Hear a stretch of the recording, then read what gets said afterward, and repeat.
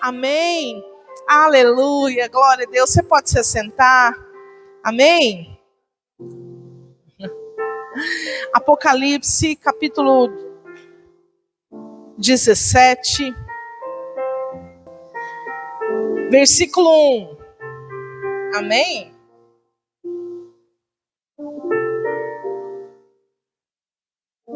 Veio um dos 7 anjos que tinha as 7 taças e me disse: Vem, eu te mostrarei a condenação da grande prostituta, que está assentada sobre muitas águas.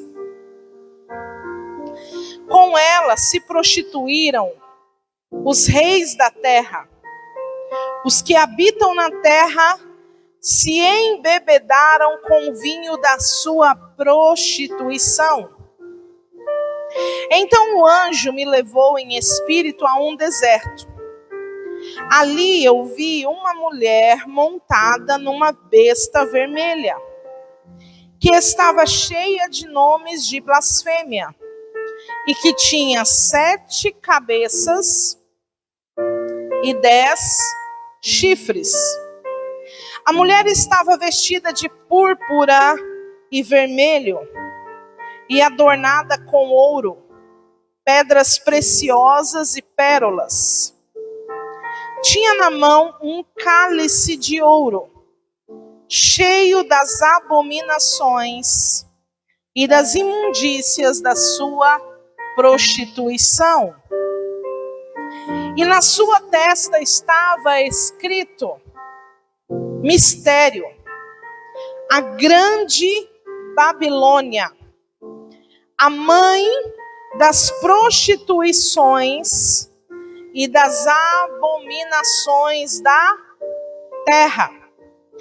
Vi que a mulher estava embriagada com o sangue dos santos e com o sangue das testemunhas de Jesus. Quando a vi, admirei-me com grande espanto.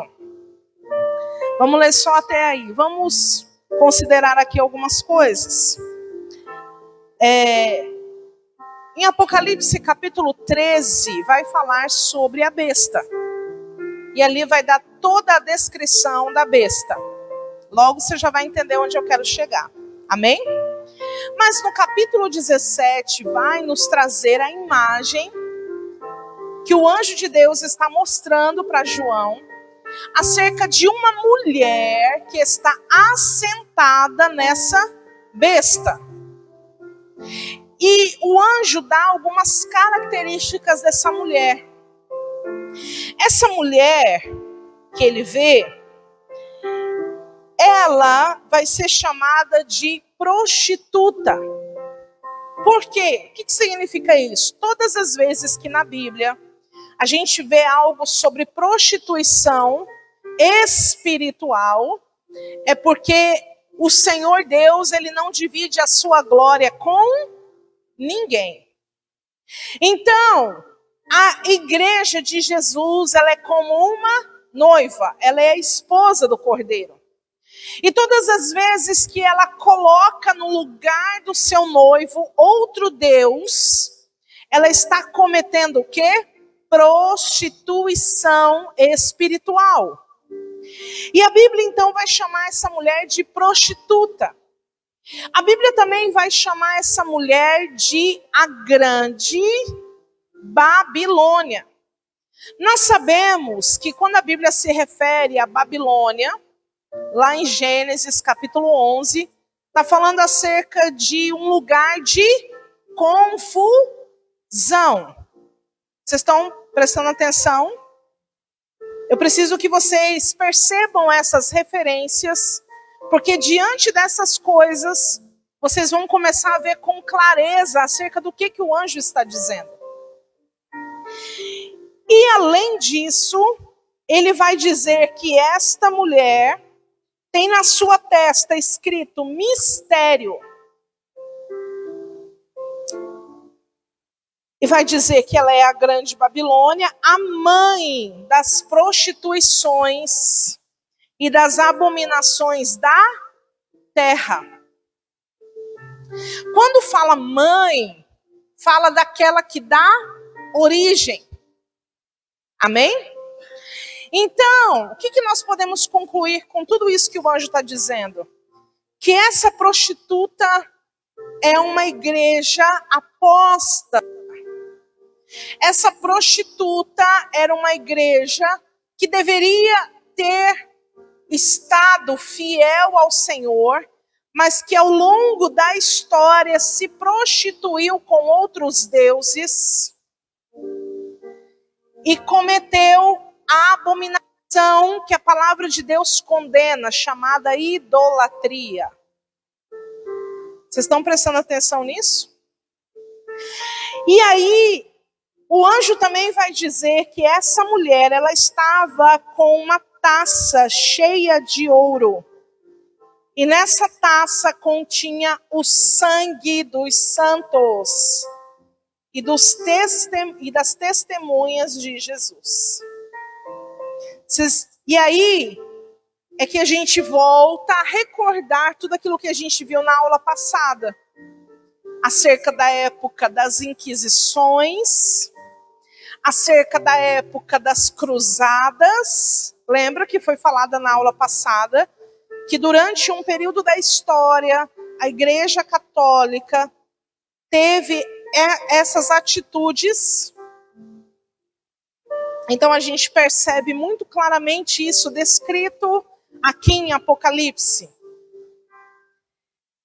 E aí, no capítulo 18, no versículo 4, no capítulo 18, a gente leu também na aula passada, e a gente viu que o Senhor vai julgar essa grande Babilônia. Por que na testa dela está escrito mistério? Porque vai chegar um momento em que tudo isso vai ser revelado. Amém? Nada vai ficar obscuro, nada vai ficar escondido, nada vai ficar por debaixo dos panos. Vai chegar um tempo em que vai ser exposto.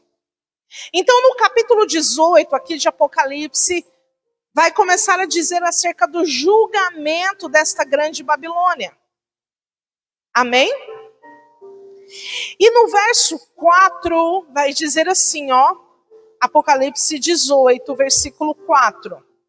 Ouvi outra voz do céu dizer: sai dela, povo meu, para que não sejas participantes dos seus pecados, para que não incorras nas suas pragas, pois os seus pecados se acumularam até o céu, e Deus se lembrou das iniquidades delas.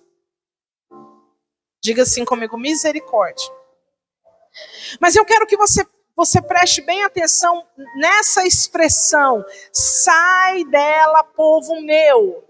Por que Deus está falando isso? Ele está dizendo que porque dentro da religião apóstata tem gente que é de Deus. E Deus não quer eles lá. Entenderam isso? Pastora, o que você está querendo dizer? Que a Igreja Católica é a grande Babilônia? Não. Ela faz parte, mas ela não é. Se eu tivesse tempo, eu ia conseguir explicar melhor para você isso. Mas quando a gente entrar no assunto da escatologia, se lembre disso que está sendo falado agora, porque vai te ajudar mais tarde. Amém? Então, o que nós vamos aprender hoje? Nós vamos aprender sobre a Reforma Protestante.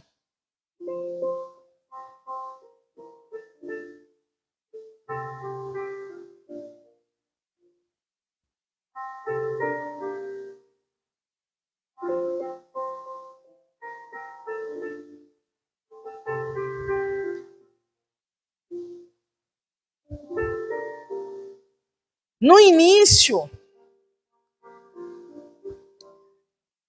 antes das igrejas ser conhecidas como churches, antes disso, era muito comum a gente ver as pessoas se referirem aos crentes como protestantes.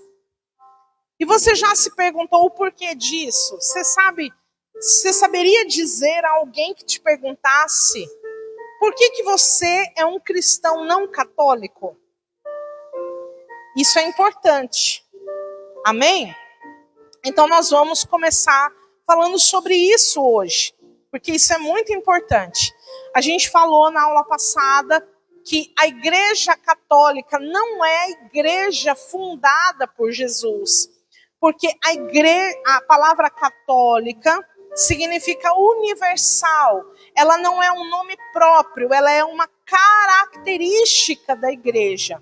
Então a igreja que Jesus fundou é uma igreja que iria falar a mesma língua no mundo inteiro, ia crer na mesma coisa, ia viver em comunhão, em unidade. Amém? Então, a palavra católica significa isso, ela é a característica da igreja de Jesus, não é o nome da igreja de Jesus. Amém? Pois bem, e aí nós vemos então que durante a história, essa igreja vai se tornar romana, que é quando o Estado passa a ter uma aliança, um casamento com a igreja. E diante disso, então, a Bíblia é sucateada no sentido de que ela não é mais a autoridade, né? A autoridade era o Papa, a autoridade era o Estado, a autoridade que dizia como a igreja deveria andar não era mais a Bíblia, mas era o sistema, o governo, o Estado. E por conta disso houve uma corrupção muito grande dentro da igreja. Glória a Deus. A gente tem que falar glória a Deus por quê? Porque Deus sempre nos traz um escape. A igreja é dele. E ele cuida de todas as coisas. E ele não permitirá que nada permaneça da forma como está. Amém? Então, no século XVI, no início da Idade Moderna, começa a acontecer várias transformações políticas, econômicas, sociais, culturais e também dentro do contexto religioso. A gente vai falar rapidamente. Quais são as transformações políticas que estão acontecendo na Idade Moderna? A transição do feudalismo para o capitalismo. E começa a acontecer, então, algumas revoltas espalhadas pela Europa. Quais são as transformações econômicas? Surgimentos de novos interesses políticos, porque agora eles vão desenvolver o comércio. Transformações sociais, a formação e a consolidação de uma burguesia. Transformações culturais, o renascimento como um movimento que valoriza o humanismo e o racionalismo. E também acontece algo mas muito importante, que é a invenção da imprensa, que passa a imprimir documentos e a circular para as pessoas esses documentos. E qual seria o contexto religioso? A Igreja Católica Apostólica Romana estava altamente corrompida. Abuso de poder, avareza, desvios dos ensinamentos da Bíblia, venda de indulgências. Para quem não sabe o que era a indulgência, era um pagamento que você fazia para a igreja para você alcançar a salvação. Então, quando uma pessoa morria, se ela não tinha sido um pecador, muito pecador, ela não ia para o inferno. Ela ficava no purgatório. E lá, de acordo com a doutrina deles, tá, gente? E aí essa pessoa estando no purgatório, ela poderia sair de lá. De que maneira? Se algum parente vivo dela fosse lá e pagasse na igreja um valor. Então aquele valor teria o poder de tirar aquela alma do purgatório e trazer salvação para ela. Então vocês imaginam o nível de corrupção que a igreja estava, porque a Bíblia nunca falou sobre isso. A Bíblia nunca trouxe essa doutrina. E o pior de tudo, a Bíblia, na verdade, ela não podia ser lida pelas pessoas. Eles diziam que somente o sacerdote tinha autorização de Deus para ler e interpretar a Bíblia. Eles diziam assim: não vamos correr o risco de alguém ler a Bíblia e interpretar ela de maneira errada. Então, para que não aconteça isso, a gente tira a Bíblia de todo mundo, a gente retém a Bíblia, fica com a Bíblia aqui, a gente vai estudar e a gente vai dizer para vocês o que Deus está revelando. E nessa altura do campeonato, as missas já eram rezadas em latim, para que o povo não entendesse mesmo o que estava sendo dito. E por fim, acontecia nesse período o que a gente ouve falar sobre a Inquisição. O que é a Inquisição? Todo aquele que discordava desses ensinamentos eram mortos, torturados e mortos. Não somente mortos, mas torturados. Tá? Então, a reforma protestante, ela vai acontecer dentro de todo esse contexto. Deus vai levantar alguns homens super-heróis, não, homens falhos, assim como eu, assim como você. Homens perfeitos, não. Homens que tinham muitas imperfeições, mas que tiveram um coração disposto a ouvir a voz de Deus e a responder ao chamado dele. Amém? Glória a Deus. Então, o primeiro homem que nós vamos falar aqui sobre ele, que é o mais conhecido, né, de todos, é o Martinho Lutero.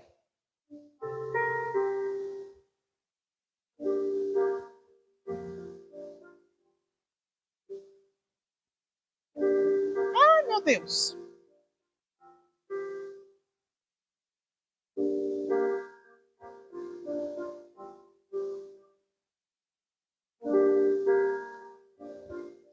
O Martinho Lutero, ele era da Alemanha.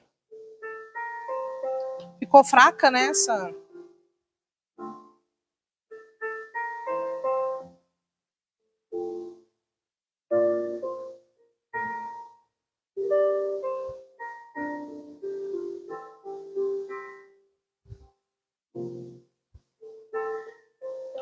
Ele nasceu na Alemanha. Eu vou aqui rapidamente falar a história dele para vocês. E ele se matriculou em 1501, ele se matriculou na Universidade Erfurt, onde se graduou no curso de filosofia, mas aí depois ele foi cursar o direito na mesma universidade.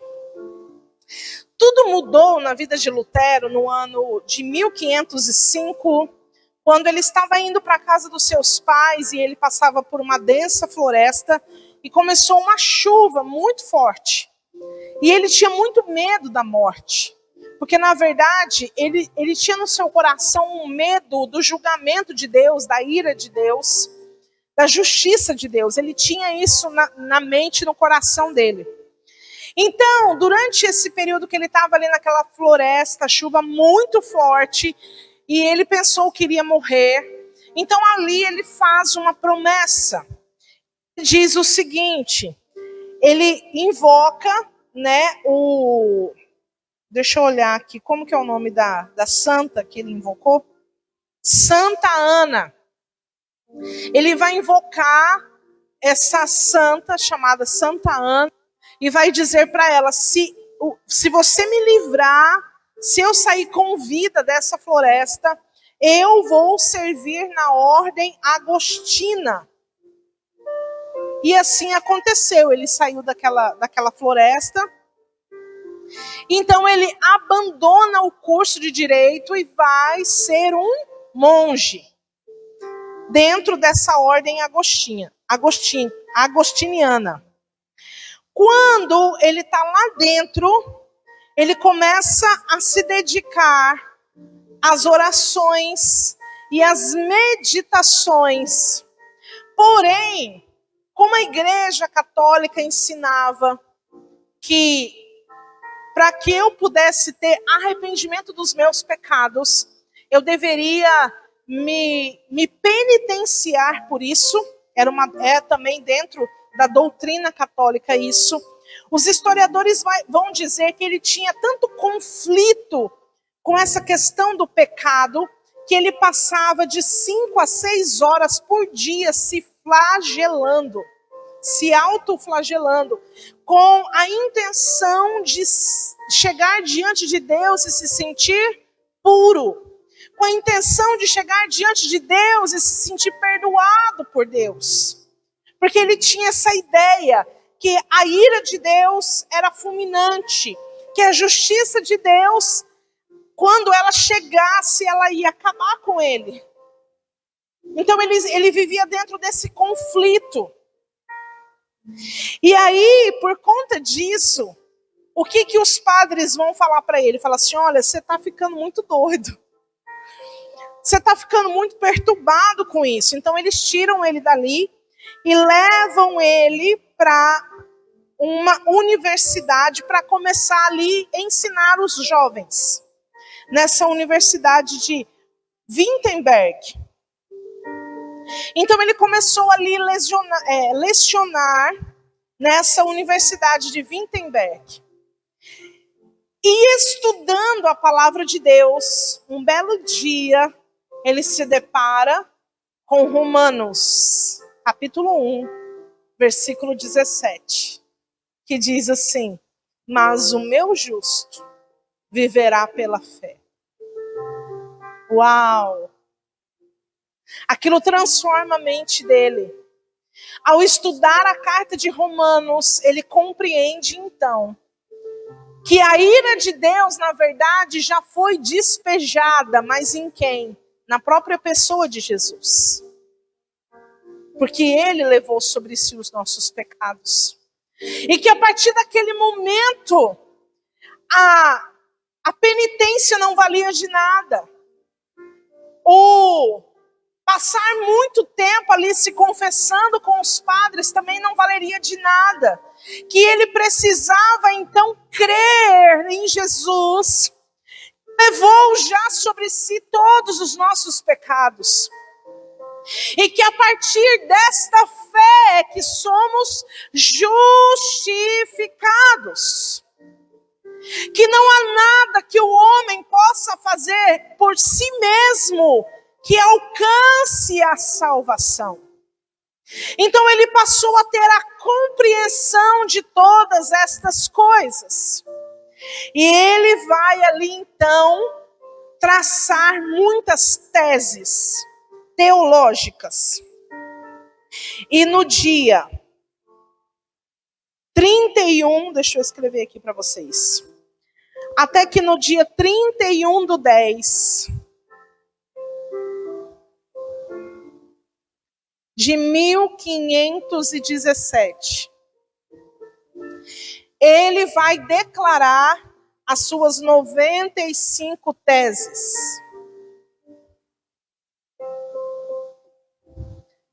Então ele vai fazer um documento com 95 teses. O que tinha nessas teses? Tudo aquilo que ele olhava para dentro da Igreja Católica e olhava para dentro da Bíblia e ele via que não combinava. E ele via que não tinha base bíblica para aquelas práticas. Então, mediante essas 95 teses que ele vai ali colocar, eram todas condenando as práticas da Igreja Católica. Porém,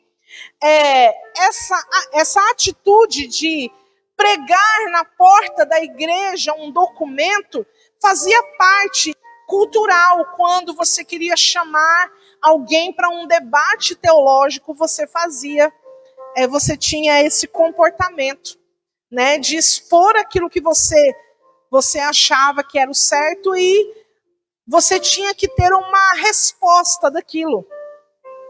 Mas não foi isso que a igreja fez.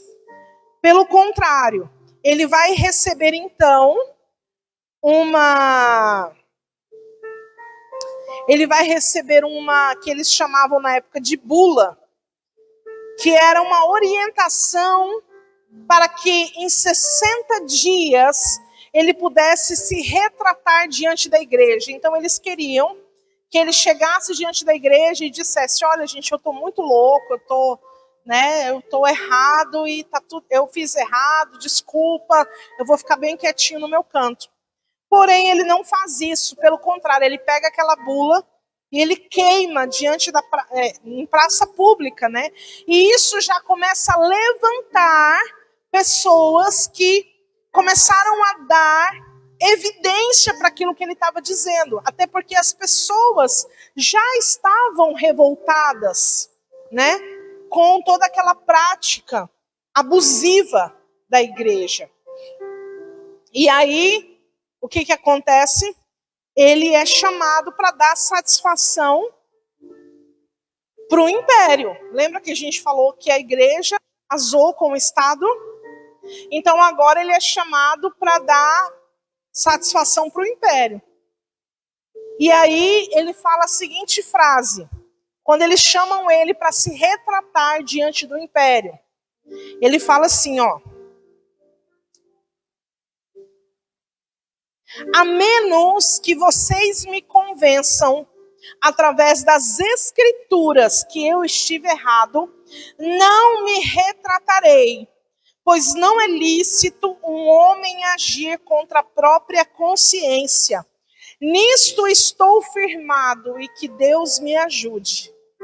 Ele sabia que ele ia precisar da ajuda de Deus mesmo. Então, no ano 1521,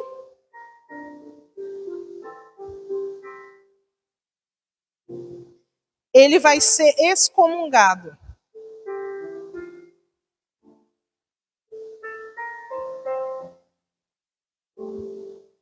Excomungado da igreja, ou seja, expulso e considerado amaldiçoado pela igreja. Quando ele tem essa atitude de não se retratar, ele é sequestrado pelos seus próprios seguidores, que pegam ele e levam para ficar recluso num castelo, onde ele fica lá por volta de 10 anos.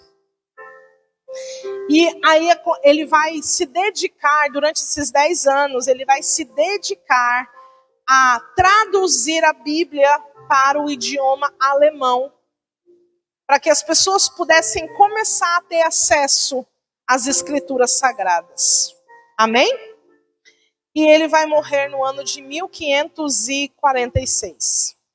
Então essa foi a primeira chama acesa dentro de um cenário que estava totalmente em trevas.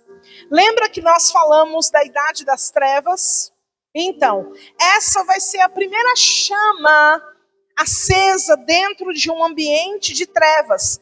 Mas sabe o que é o mais maravilhoso de tudo isso, gente? Essa chama, ela não aparece num lugar só. Olha que coisa linda isso que Deus faz.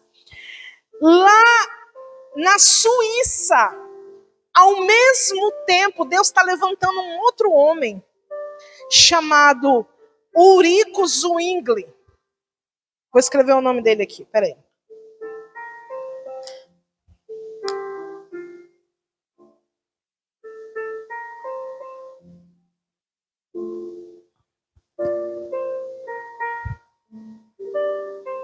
Lembra que esse aqui é na Alemanha.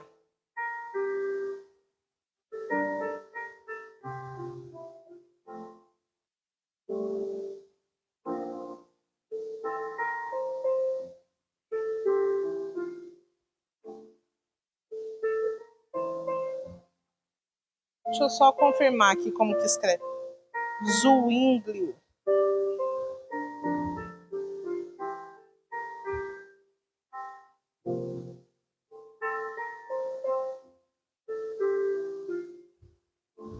Zwingli.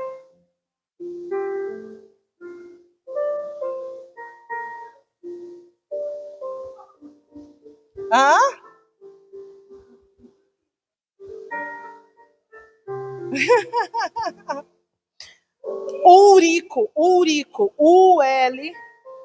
Ulrico Zwinglio, Ulrico.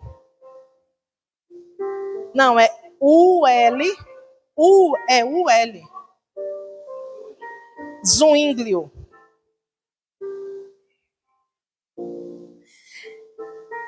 E esse homem, ele fez o caminho meio que inverso do Calvino, porque o Calvino, ele abandonou o direito para ser padre. É Lutero, desculpa. É que depois eu vou falar do Calvino, eu olhei aqui e confundi as bolas. Ele fez o caminho inverso do Lutero, porque o Lutero deixou o direito para ser padre. E o Zwinglio, ele deixou o sacerdócio, ele abriu mão de todos os benefícios eclesiásticos para se refugiar numa cidade chamada Basileia. E lá, o que ele foi fazer lá? Ele foi sistematizar doutrinas. E dentro disso ele descobriu algumas coisas. E a primeira doutrina que ele vai defender, sabe qual é? A do sacerdócio, para todo aquele que crê. Ó que bênção. Ele vai compreender diante das escrituras que o sacerdócio depois de Jesus não era só para quem estava lá no clero da igreja. Que todo aquele que crê é chamado para ser um sacerdote diante de Deus, ou seja, tem liberdade para entrar na presença de Deus e oferecer algo. Ele foi o primeiro, então, que começou a organizar isso como uma teologia. Que bênção! Ele também vai defender que a salvação não é por meio das obras. Então ele vai defender ferozmente que as obras não têm o poder de trazer salvação ao homem. Amém? E ele também vai ser aquele que vai defender que a autoridade máxima da igreja deve ser a Bíblia. E ninguém mais. E que a Bíblia, ela é interpretada por ela mesma. Amém? Então, olha só como que Deus faz, gente. Ele vai acendendo chamas em vários lugares. Porque eles nem se conheciam, mas o Espírito de Deus estava trazendo uma reforma, uma reformulação dentro da igreja. Aleluia! Isso não é obra de Deus? Claro que é obra de Deus. Amém? E aí depois, Deus vai levantar o João Calvino.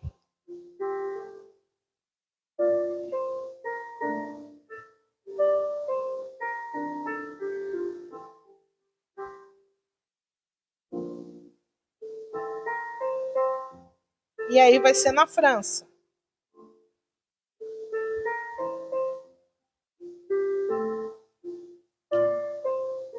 Olha que coisa, gente. Eu fiquei assim tão maravilhada com isso.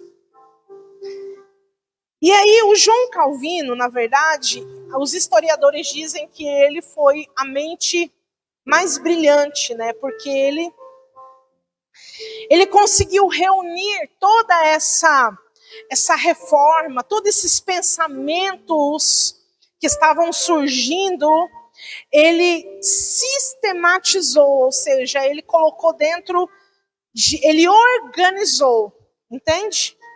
Porque, e você imagina, com a imprensa, lembra que a gente falou que a imprensa estava em desenvolvimento? Então você imagina o tanto de documento que saía, que era divulgado, que as pessoas ficavam sabendo. Então, para que não houvesse uma confusão dentro de algo que estava sendo levantado por Deus, Deus vai levantar Calvino para organizar isso. Então olha como que as pessoas que são perfeccionistas, organizadoras, né, Aline?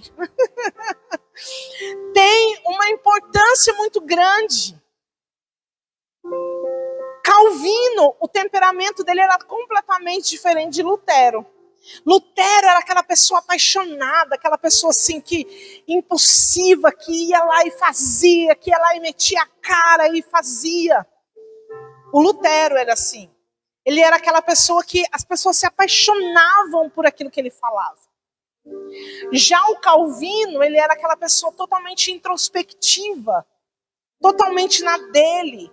Ele gostava de se dedicar, de sentar e estudar. Ele não gostava muito de se envolver com pessoas. Mas dentro desse contexto ele foi importantíssimo. Porque ele vai organizar as coisas. Ele vai confeccionar um livro. Eu esqueci agora o nome. Eu não cheguei de anotar. Que é como se fosse os parâmetros daquilo que aqueles cristãos iam começar a crer a partir daquele momento. E aí, primeiramente era um livro de bolso, para que fosse fácil para as pessoas carregarem. Depois ele vai, daquele livro de bolso, ele vai desenvolver 3 exemplares do credo religioso da Reforma Protestante. Então ele era assim uma pessoa muito estudiosa. E aí, olha só o que aconteceu agora aqui. Ele tem uma ideia que ele quer ir para Estrasburgo. Só que antes ele passa em Genebra. E quando ele chegou lá, em Genebra, estava acontecendo uma revolução por conta de todos aqueles ensinamentos que as pessoas estavam recebendo. Só que não tinha ninguém para liderar a igreja em Genebra. E aí alguém vai pedir para ele, fica aqui para você pastorear a igreja, para você cuidar dessa igreja. E ele vai dizer assim, não, porque meu propósito não é esse. Eu quero ir para Estrasburgo, eu quero ficar lá no sossego, só estudando as escrituras, meditando na palavra. Aí, olha o que esse líder missionário falou para ele. Falou bem assim, ó. Que Deus amaldiçoe o teu descanso e a tranquilidade que buscas para estudar.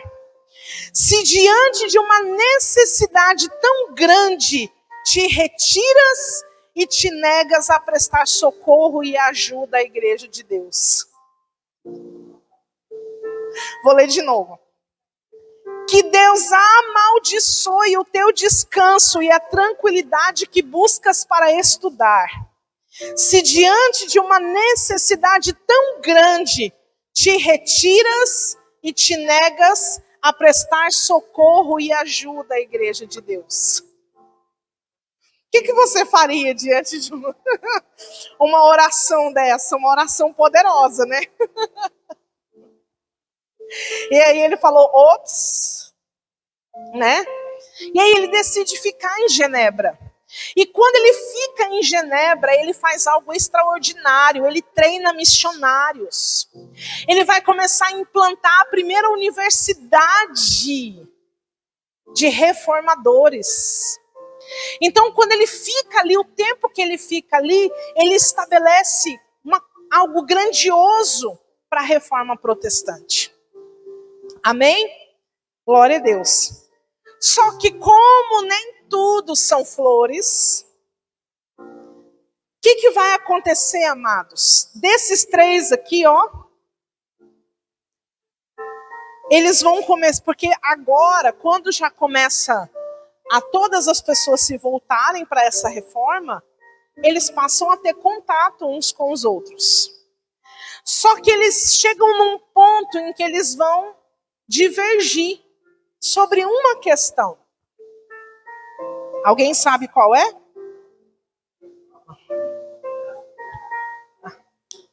Não. Não é sobre a predestinação, porque inclusive o Lutero também passa a acreditar na predestinação. Porque a gente conhece Calvino mais pelo quê? Pelo calvinismo, né? Que prega a predestinação e tudo mais. Mas esse não é o ponto da divergência deles. Também não. Eles vão divergir sobre a ceia do Senhor.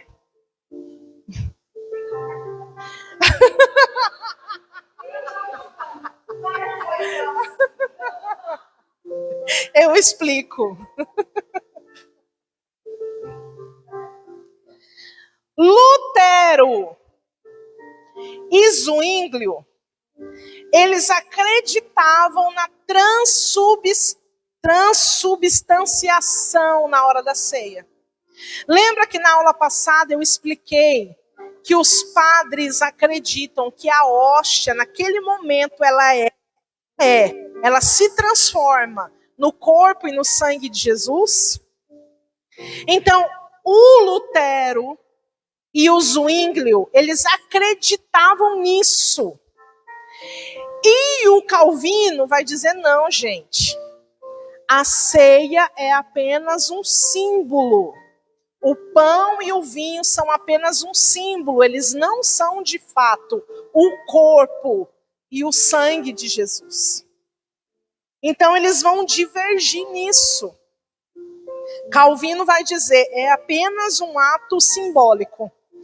E o Lutero e o Zwinglio vão dizer, não, é uma transformação de substância.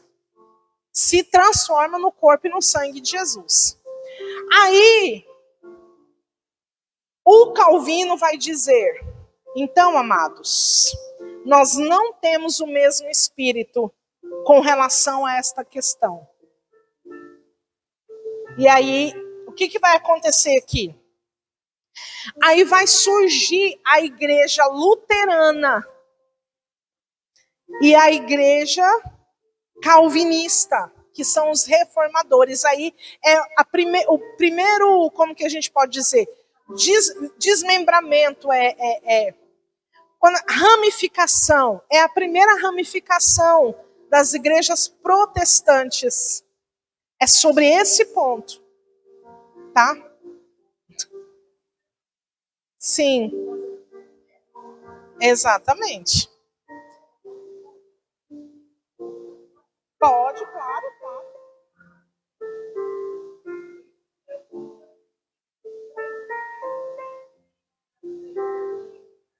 Então, sim, provavelmente sim.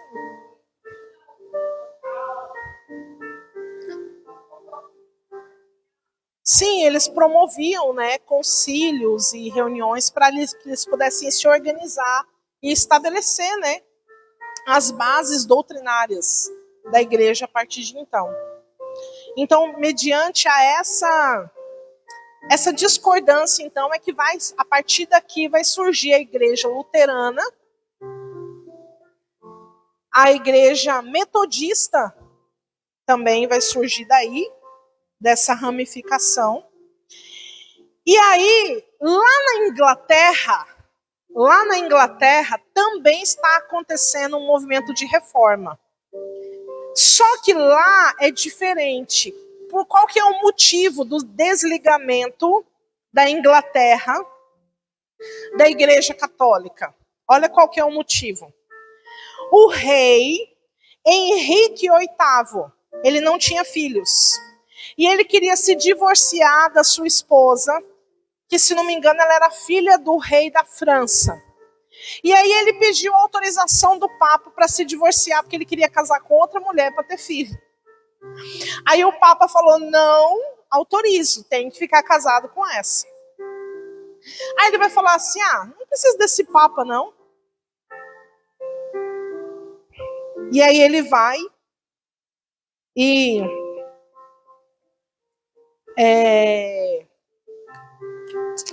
ele vai e estabelece, chama um bispo, um outro bispo lá. Fala, vem aqui, vem celebrar meu casamento. Aí ele mesmo se desliga da Igreja Católica, chama esse bispo, e esse bispo celebra o casamento dele, e ele fala, agora, a partir de agora, você que vai ser o nosso líder. E aí é que surge a igreja anglicana. Então a igreja anglicana, ela também participa dentro dessa questão de reforma protestante, mas a motivação não é a mesma do que está acontecendo nos outros lugares. Entenderam? Glória a Deus. Então, amados, já estou encerrando. O que vai acontecer aqui? Ian, apaga aqui para mim, por favor. A Igreja Católica, diante de tudo isso. A Igreja Católica, diante de tudo isso, vocês acham que ela ficou, tipo, de braço cruzado, sem fazer nada? Não. Além de perseguir essas pessoas que estavam crendo diferente deles,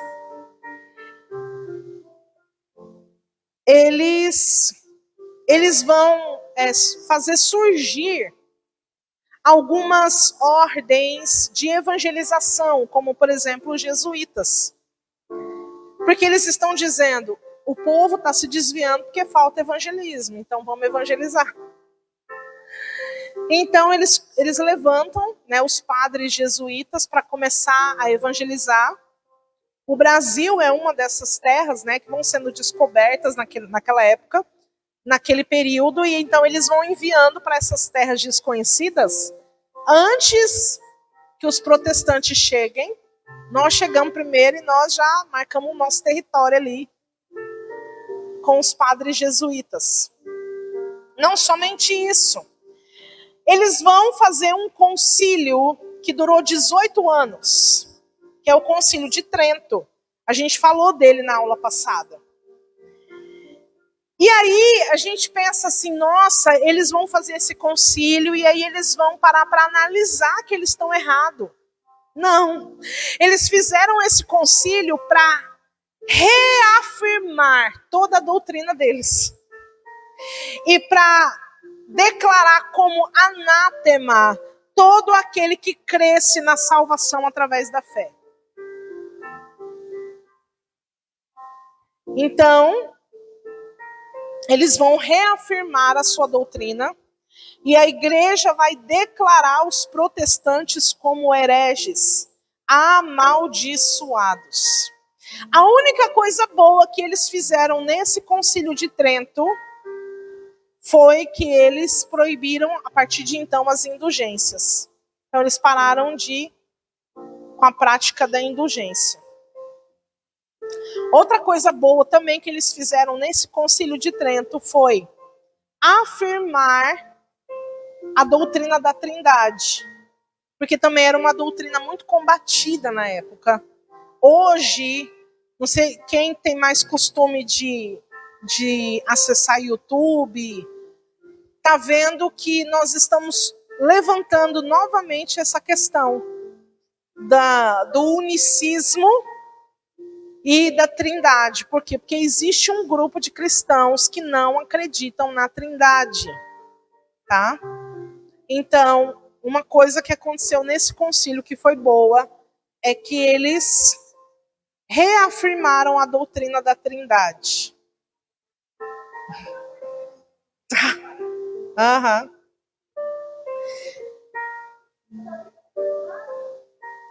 E aí, dentro disso, eu já vou terminar aqui, que o Ian vai falar um pouco hoje também.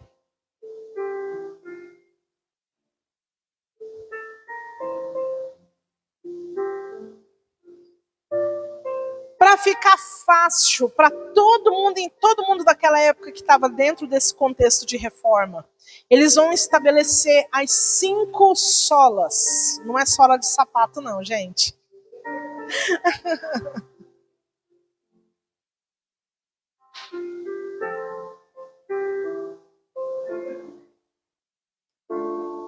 Eles vão dizer que a salvação é somente pela fé.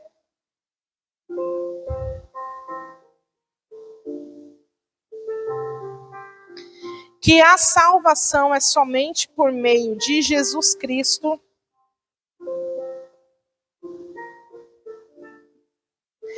Eles vão dizer que somente a Escritura.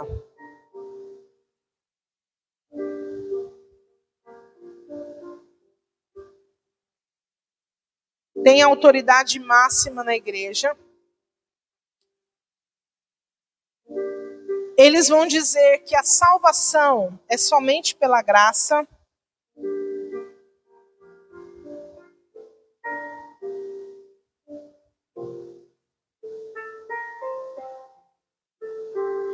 E eles vão dizer que somente a Deus seja a glória.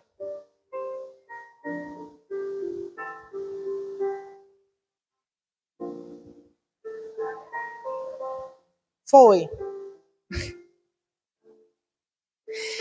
Então esse foi o resumo de tudo aquilo que eles começaram a divulgar, a ensinar e a pregar, tá? Então, amados, a gente vem caminhando dentro dessa estrutura. Amém? Na próxima terça, o Ian vai falar um pouco. Na próxima terça também a gente vai fazer uma dobradinha. Mas a gente vai estar falando sobre a igreja que vai se ramificar de tudo isso que foi falado hoje. Tá bom? Então, quem nós somos hoje é ramificação de tudo isso que começou a ser falado hoje. Amém? Alguma dúvida? Alguma pergunta?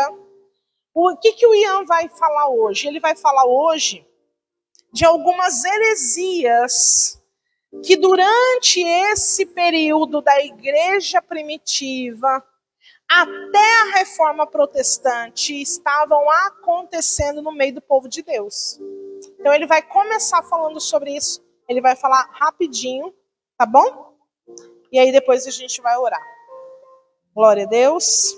Se vocês tiverem dúvidas sobre isso que foi falado, aí depois a gente continua.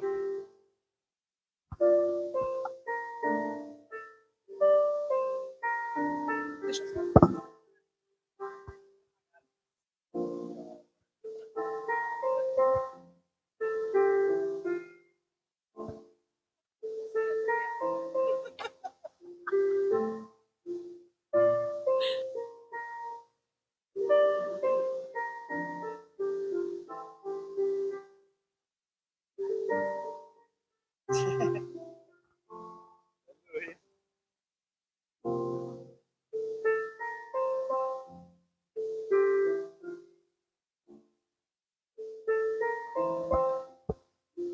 Boa noite.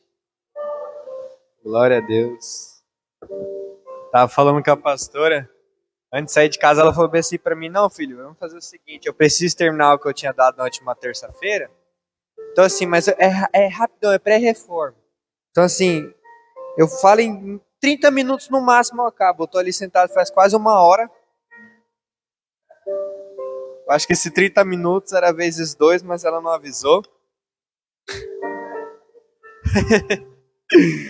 Gente, a gente vai falar hoje, né, como a pastora disse, a gente vai falar sobre algumas heresias, né? É claro que ao longo da história, né, da igreja existiam várias heresias, né? Várias heresias foram levantadas, infelizmente. Dentro dessas grandes heresias, aqui Jesus não veio em carne, porque a carne é maligna e aquilo que é glorioso não pode ser maligno. Então, a afirmação que Jesus não veio em carne, ele era apenas uma figura espiritual, era algo diferente, Jesus não veio em carne. E nós então vamos falar um pouquinho dessas heresias. E juntamente eu vou introduzir os concílios. Por quê? Porque os concílios, né, a pastora ela falou, só que muito dos concílios, né, a gente entende que também havia uma questão muito política por trás.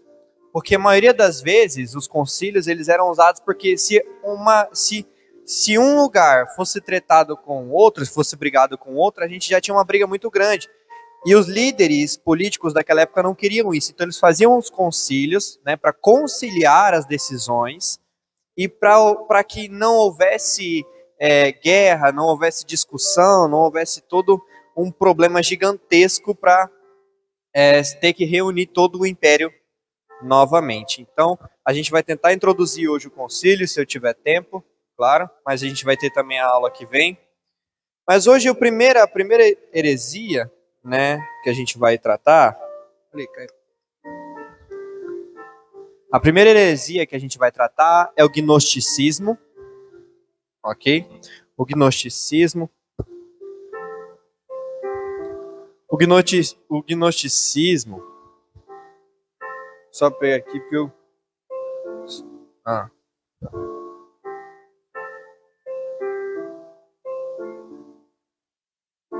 Gente, me perdoa, minha letra não é bonita que nem a da pastora. No papel ela até é, mas quando coloca assim eu não sei escrever bonitinho. O gnosticismo, ele vai tratar ali de uma questão como se fosse um conhecimento secreto, vamos chamar assim.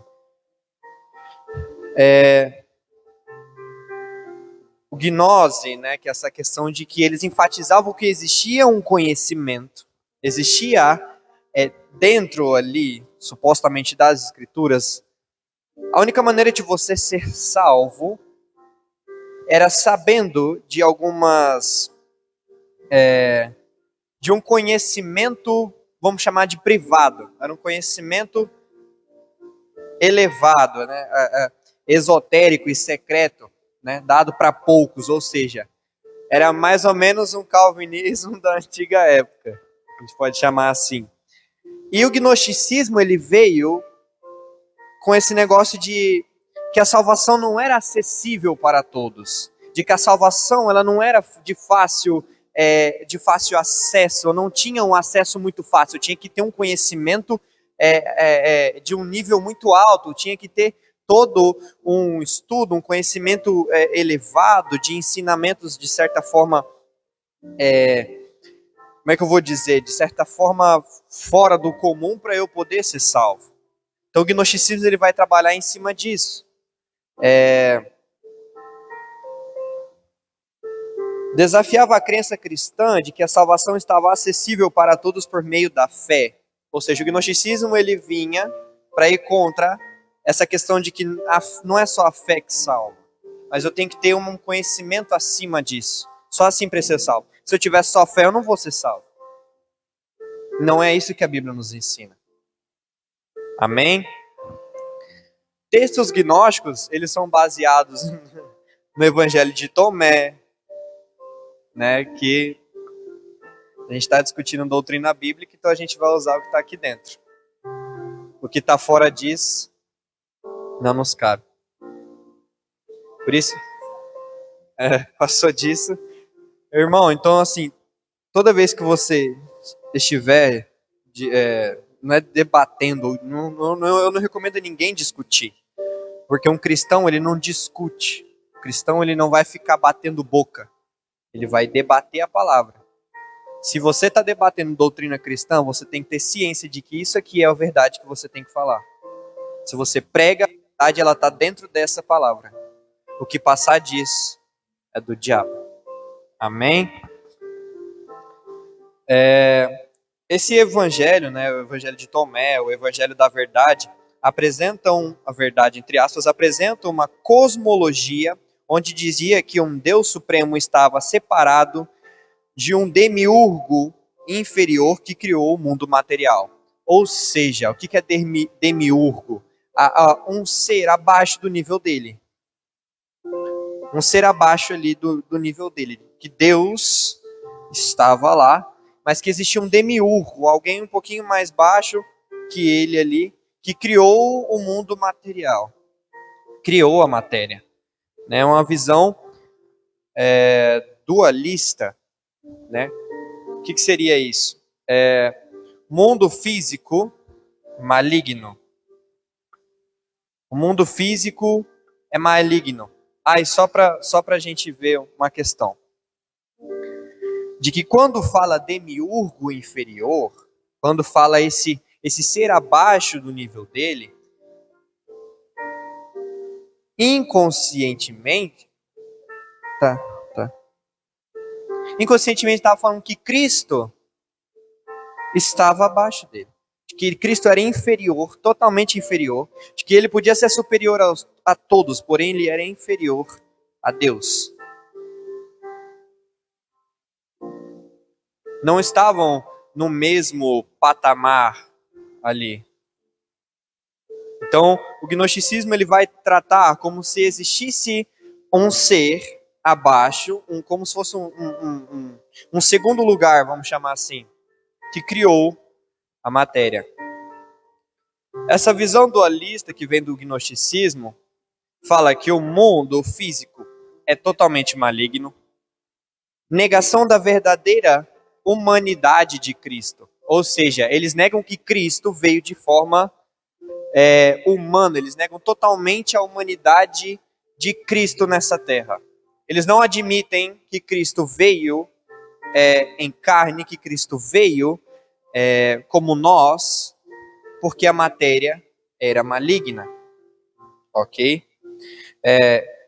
E como eu já disse, para eles Jesus desceu como uma figura espiritual, porque Jesus era glorioso, tinha toda a sua glória, então ele não podia de maneira alguma vir ao mundo, porque a matéria era maligna, então Jesus não podia se misturar. Então, basicamente, eles negaram a vinda de Cristo em carne. Só que tudo isso que eu te digo vai contra a encarnação de Cristo e a redenção de Cristo.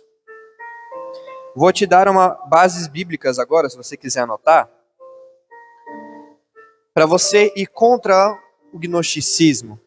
Né, a pastora escreve, tá vendo? A letra da pastora é totalmente diferente da minha. A salvação pelo conhecimento, ok? Tinha que ter aquele conhecimento muito acima. Matéria é má, o espírito é bom, visão dualista. Negavam a humanidade de Jesus, diziam que Jesus não veio em carne, ok? Então, assim, essa questão a gente vai trabalhar ponto por ponto da visão gnóstica. A questão de que o mundo inteiro era maligno, de que nada no mundo, nada que existia, tudo que foi criado já foi criado mal. Isso vai contra a palavra de Deus. Fala, pastor. Ah, tá. Que ele para ali, eu acho toda hora, eu acho que ele quer falar alguma coisa, que ele para e fica. Ah, eu acho que ele quer.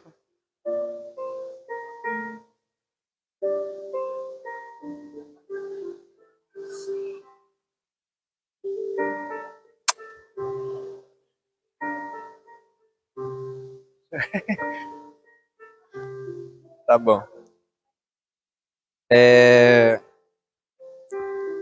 Vamos trabalhar agora de que tudo que já existiu, tudo que foi criado na Terra, lembrando que a visão gnóstica ela vai trabalhar de que tudo na Terra, desde sua criação, é maligna. Não tem nada de bom. Só que vai contra a palavra de Deus. Primeiro livro da Bíblia, Gênesis, capítulo 1, verso 31. Vamos abrir lá rapidão, para quem não sabe, Gênesis é o primeiro livro da Bíblia.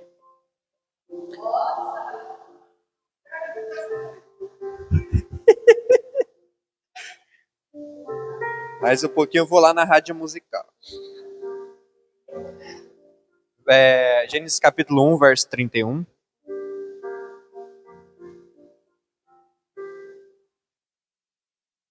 Gênesis 1, 31. Quem achou, diga amém. Amém. Glória a Deus. E viu Deus tudo quanto tinha feito, eis que era muito. Se o próprio Deus pega e declara para céus e terra ali que tudo era bom, por que vai vir alguém falar depois que tudo que foi criado era mal? Heresia. Heresia. Ian, tá? Minha opinião. Eu creio que eles não leram a Bíblia antes de escrever essa teoria. Porque se está no início, se está no Bereshit da Bíblia, que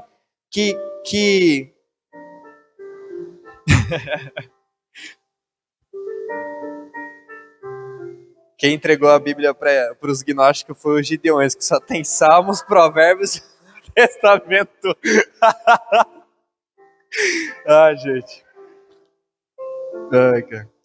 Eu fui na conferência no passado dos Gideões, Doideira. Então, assim, a Bíblia, no primeiro capítulo, vai dizer que tudo que Deus fez era muito bom. Não era só bom, era muito bom. Então, Deus te criou, Deus te fez muito bom. Quem se corrompeu durante a sua vida foi você. Quem estava na escola de evangelismo sabe que eu li eu não lembro que salmos que era, se era 115, que vai dizer que os céus são do Senhor, porém a terra ele entregou aos filhos dos homens. Ou seja, aí eu expliquei para eles, então se algum ateu perguntar para você, se Deus é Deus, se Deus existe, é bom, por que o mundo tem tragédia?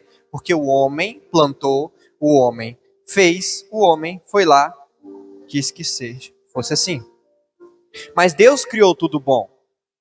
Então, falar que tudo que na terra foi criado, primeiro que eles já começaram falando de um demiurgo, tratando Jesus, de certa forma, como um ser inferior, como se fosse você tá aí, você vai criar isso aí, e é isso aí. Já começa errado. A gente vai falar um pouquinho mais sobre essa questão. Isso. Elas estavam dentro das igrejas. Ok? A gente vai falar de uma heresia.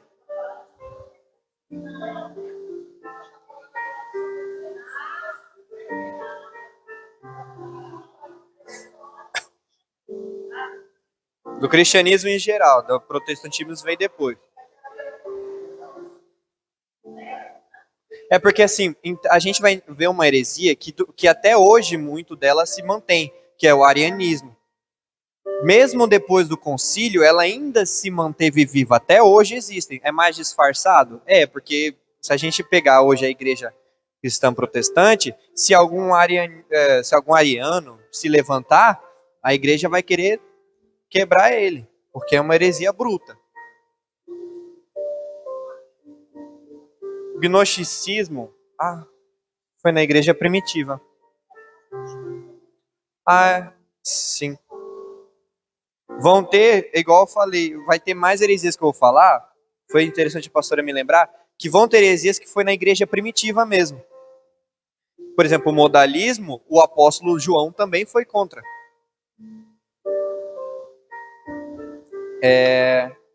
Outra coisa, que o gnosticismo vai dizer que Cristo não veio em carne. Vai negar a vinda de Cristo em carne. Porém, em João, capítulo 1, verso 14, João 1,14.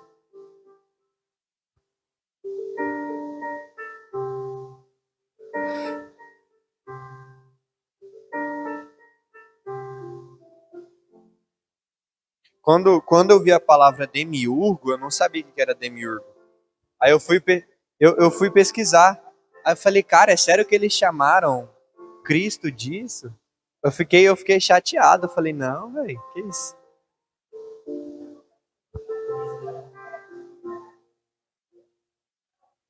Vai caber no quadro? Ela seria, de certa forma, chamavam Jesus de demiurgo. Como se existisse um pódio, certo? Deus é primeiro e Jesus é em segundo. Eles não dividem o mesmo nível. Então, demiurgo seria esse ser abaixo.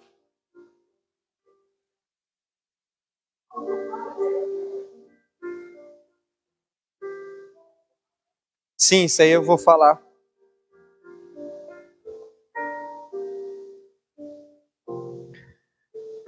Quem achou João, capítulo 1, verso 14?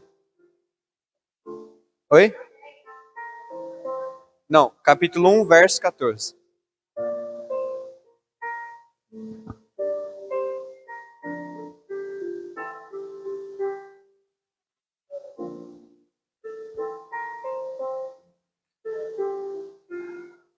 Amém?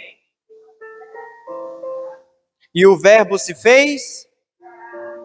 Já começa, aí você já para. Opa, calma aí. Calma aí, entendeu? Se eles alegam que isso não veio em carne, é muito sério, porque a gente vai ler outro texto que vai condenar plenamente esse tipo de visão. Vamos terminar de ler. E habitou entre vós, e vimos a sua glória, como a glória do unigênito do Pai, cheio de graça e de verdade. Porém, isso tudo, esta glória que foi vista, essa verdade, este poder que Cristo manifestou, foi também em carne. Então nós não podemos negar que Cristo vem em carne, porque se nós negamos que Cristo vem em carne, nós não podemos que Jesus sofreu por nós. Nós não podemos dizer que ele foi transpassado. Porque como que alguém que não tem carne, que é só espírito, é transpassado? Como é que alguém que vive em espírito é crucificado? Como é que alguém que vem em espírito é chicoteado? Então todas as dores, todo o sofrimento, tudo aquilo que Jesus viveu por nós, para perdoar os nossos pecados, para remir os nossos pecados, se nós negamos a vinda de Cristo em carne, nós desvalorizamos a vinda dele. Isso é muito sério. Agora um texto que vai trazer uma certa condenação, vamos chamar assim para essas pessoas, 1 João, capítulo 4, verso 2. 1 João, capítulo 4, verso 2. Muito sério, é muito sério esse tipo de coisa, esse tipo de fala. Isso.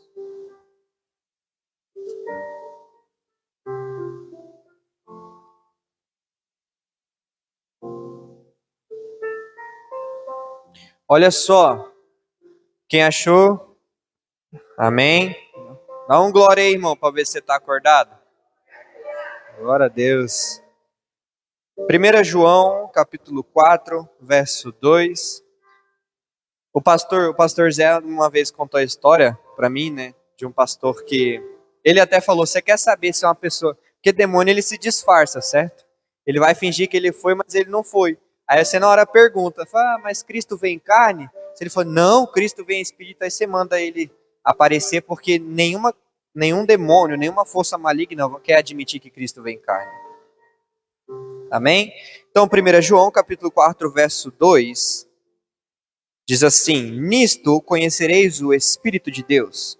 Todo espírito que confessa que Jesus Cristo veio é de Deus. Agora olha só, e todo espírito que não confessa que Cristo Jesus, ou Jesus Cristo, veio em carne, não é de Deus. Mas este é o espírito do anticristo, do qual já ouviste há de vir, e eis que já agora está no mundo. Ou seja, basicamente os gnósticos não têm o Espírito de Deus, não têm o Espírito da verdade. O gnosticismo nega tudo aquilo que a palavra vai dizer a respeito da encarnação de Jesus.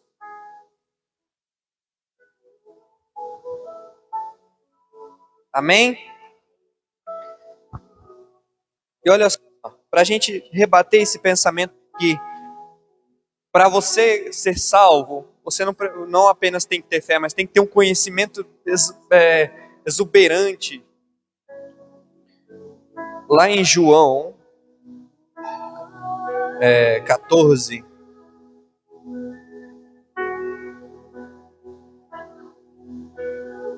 vocal worship. João 14, verso 6. Gente, eu gosto muito do livro de João porque ele teve uma revelação de Cristo que outros apóstolos, não vou dizer que eles não tiveram, mas ele teve uma revelação individual, né? Ele fala que ele inclinou a cabeça no peito de Jesus. E isso era sinônimo de muita intimidade. Era sinônimo de você ter uma proximidade, se deitar no colo. Por isso que a Bíblia vai chamar de pessoas que estão no seio de Abraão, ou no peito de Abraão. É um lugar de descanso. Então João descansou em Jesus. Amém?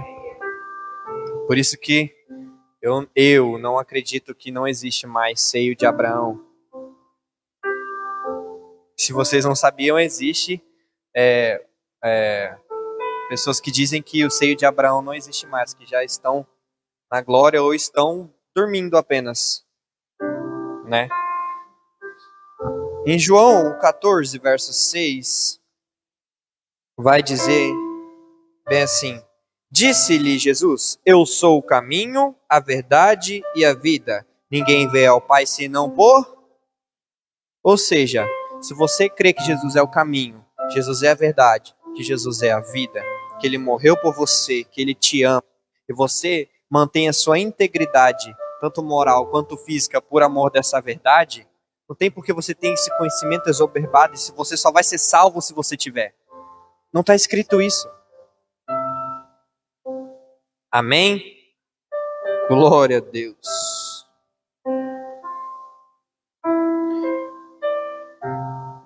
E olha só, grandes dois nomes que se levantaram contra, se você quiser pesquisar depois, que se levantaram contra o gnosticismo, Irineu de Lyon e Tertuliano. Se levantaram contra os gnósticos. Foram pessoas que creio que Deus levantou para falar, não, peraí, isso aí não está na palavra de Deus. Amém? Grande segunda heresia, que isso deu início a um concílio, né? Que foi o concílio de Nicéia.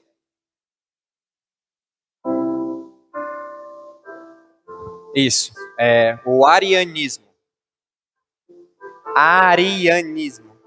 Anismo. De Ariano.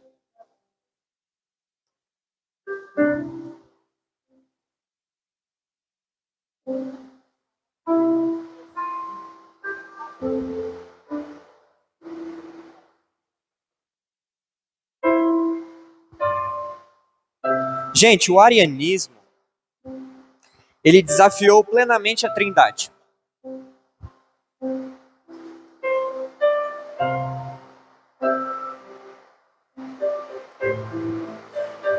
Foi no início ali do século IV que surgiu essa heresia.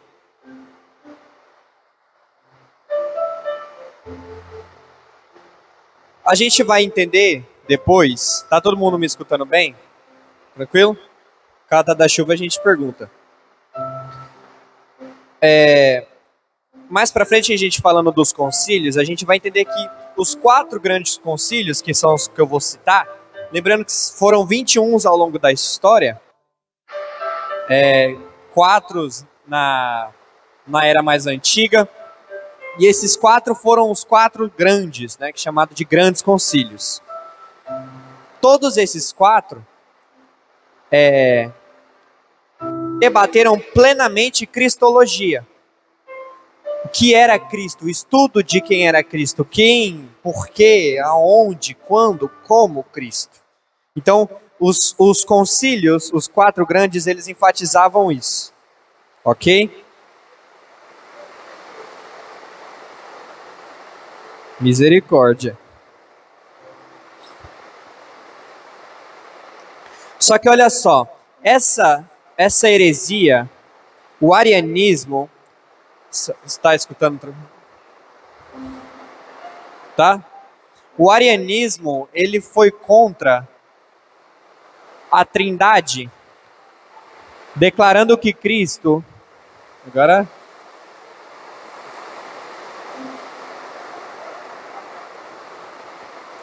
Declarando que Cristo era uma criação e não coexistente.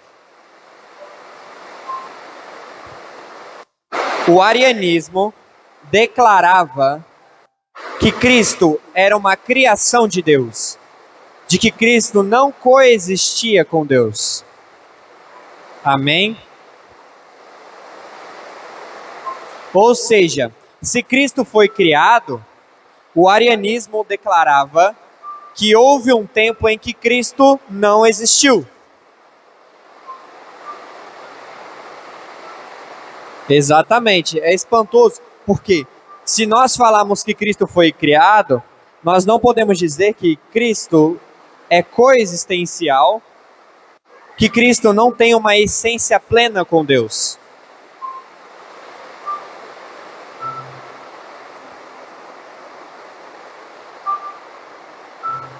Eu acho que pelo microfone eles estão ouvindo bem. Deixa eu ver aqui.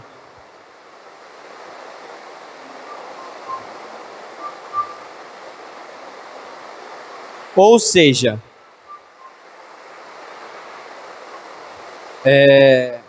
quando nós dizemos sobre o arianismo, as afirmações são de que Filho, no caso Jesus, não era coeterno com Deus, que Cristo não era coexistente com Deus, que Cristo foi criado, então, ou seja, houve um tempo na eternidade em que Cristo não existiu. Mas Deus, Jesus e o Espírito Santo sempre existiram. Amém? Ou seja, outra coisa que eles diziam, Cristo, embora divino, era criação.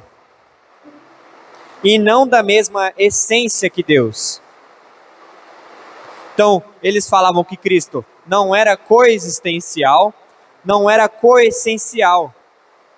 Falavam que Cristo não tinha a essência de Deus e que Cristo não era existente que nem Deus. Ou seja, basicamente disseram que Cristo era uma criação como qualquer outra. Amém? Essa afirmação de Ário deu início ao Concílio de Nicéia.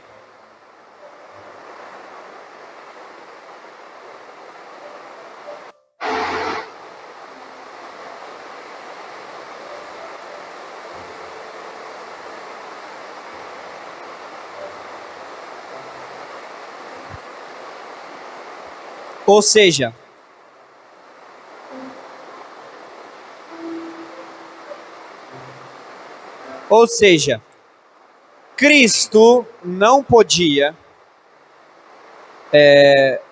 partilhar de uma essência criacionista. De criar. Jesus não podia criar, porque ele era criação. Amém? Quando essa fala de Ário aconteceu, Constantino reuniu os bispos para debater a divindade de Cristo, porque virou uma bagunça. Eles começaram. Então o Concílio de Nicéia, ele deu início por conta do arianismo, porque virou uma bagunça. Eles falaram, não, isso não pode, você está exigindo a coexistência de Cristo com Deus. Então o concílio veio para resolver esse problema. Amém? Constantino reuniu. É claro que esse concílio não foi somente para debater a divindade. Ele também não queria. Ele foi por interesses políticos. Ok? Constantino não queria uma briga. Então foi muito trabalho para ele unir tudo. Então ele não queria que brigasse para dividir de novo. Então, pessoal, a gente vai encerrar dizendo que Constantino reuniu os bispos para debater a divindade de Cristo. Ok? Amém? Vamos ficar de pé para orar? Em nome de Jesus.